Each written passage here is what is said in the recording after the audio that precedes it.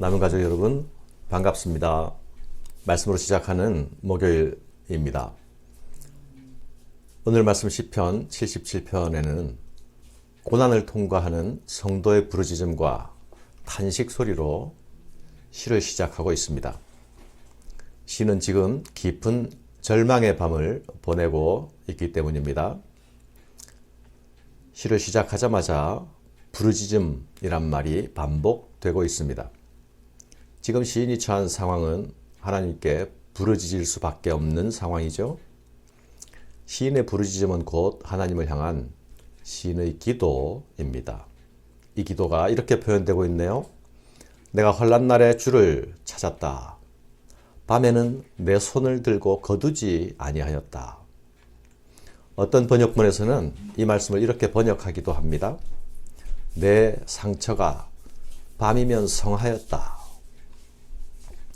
시인이 밤마다 드리는 기도는 결코 우아한 기도가 아니었습니다.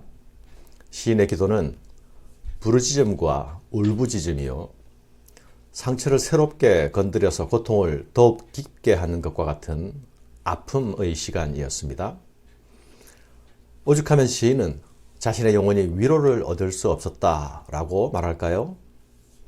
시인은 기도한 대로 즉시 하나님의 응답을 얻지 못했기 때문입니다. 응답 없는 하나님으로 인해 위로를 얻을 수 없었습니다. 하나님께서 응답하시지 않는 것 같은 상황이 지속되자 이제 자신이 겪는 고난보다 하나님의 침묵이 더 고통스러워집니다. 내가 하나님을 기억하고 불안하여 근심하니 내 심령이 상하도다.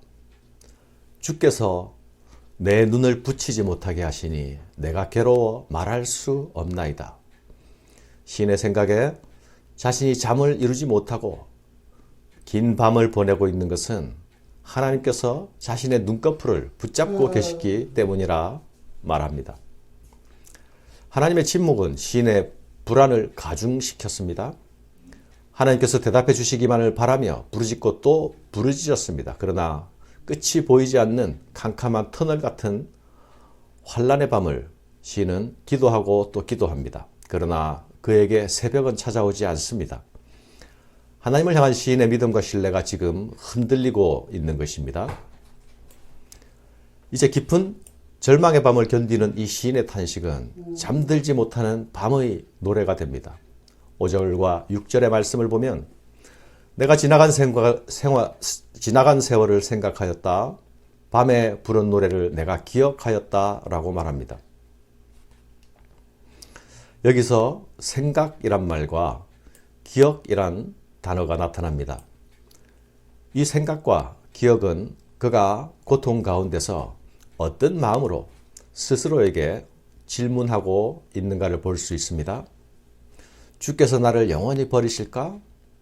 주께서 다시 내게 은혜를 베푸지 아니하실까? 하나님의 인자하심은 이제 끝이 났는가? 그의 약속하심도 이제 패하여졌는가? 하나님은 그가 베푸실 은혜를 이제 잊어버리셨는가? 그가 베푸실 긍휼을 이제 그치시는가? 시인이 던지고 있는 질문들을 보면 그가 평소에 어떤 하나님을 신뢰하고 있었는지 알 수가 있습니다. 그가 믿던 하나님은 자기 백성을 인자 베푸시고 은혜 베푸시는 하나님이었죠. 자기 백성을 붙들어 주시되 약속하신 것을 신실하게 끝까지 이루어 가시는 하나님이었습니다. 사랑하는 여러분, 시인이 가졌던 하나님을 향한 믿음과 신뢰는 건강한 것이 아니었습니까? 그러나 성도에게 건강한 믿음과 신뢰조차도 흔들리는 시험의 때, 고통의 때가 찾아올 수 있습니다. 시인이 경험하는 고통과 시험은 우리 모든 그리스도인들이 직면할 수 있는 다양한 시험 중 하나의 모습입니다. 특별히 하나님께 죄를 지은 것도 없고 하나님 앞에서 의롭게 살려고 애썼는데도 불구하고 성도에게 고난은 닥쳐올 수 있습니다. 고난은 질병의 모습으로 찾아올 수도 있습니다.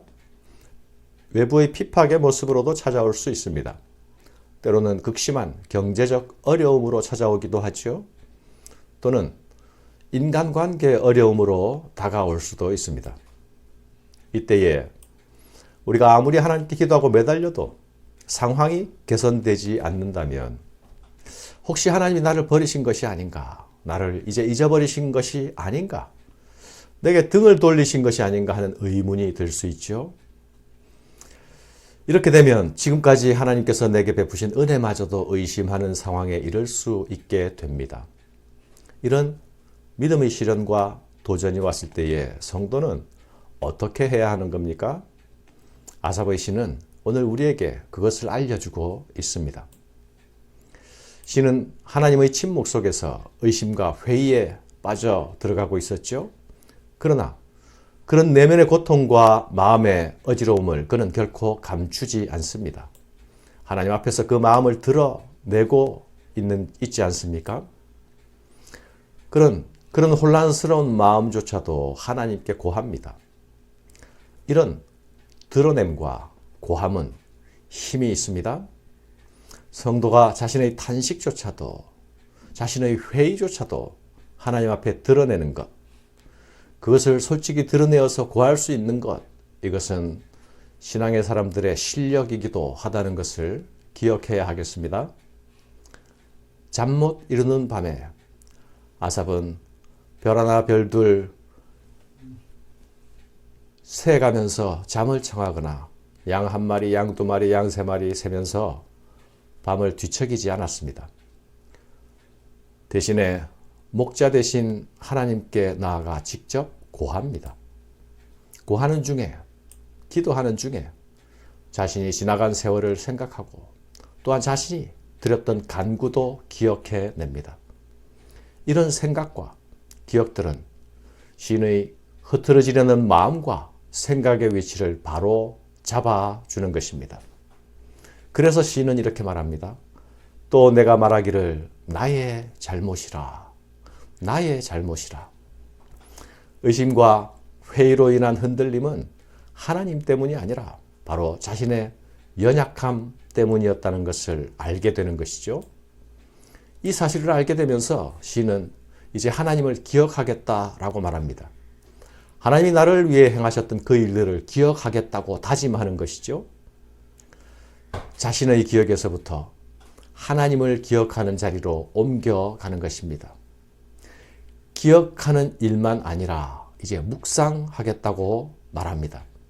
또 주의 모든 일을 작은 소리로 읊조리며 주의 행사를 낮은 소리로 되뇌이리라.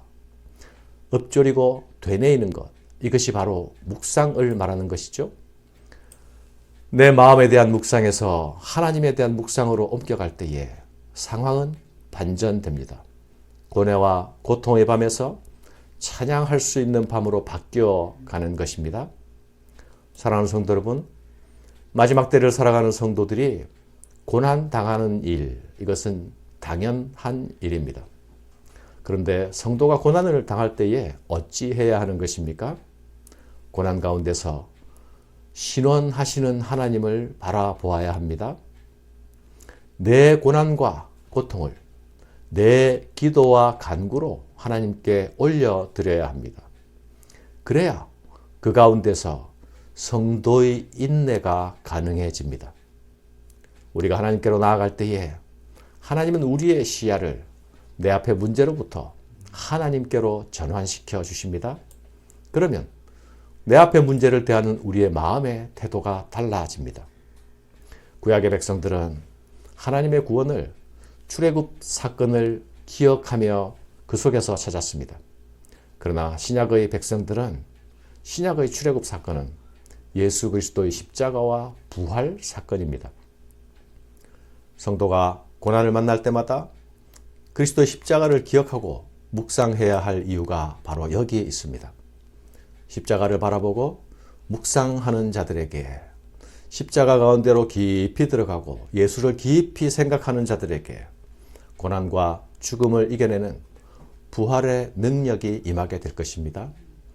고난 가운데서도 찬양할 수 있게 될 것입니다. 승리하신 어린 양의 구원을 믿고 바라며 견디는 자가 구원을 차지할 것입니다.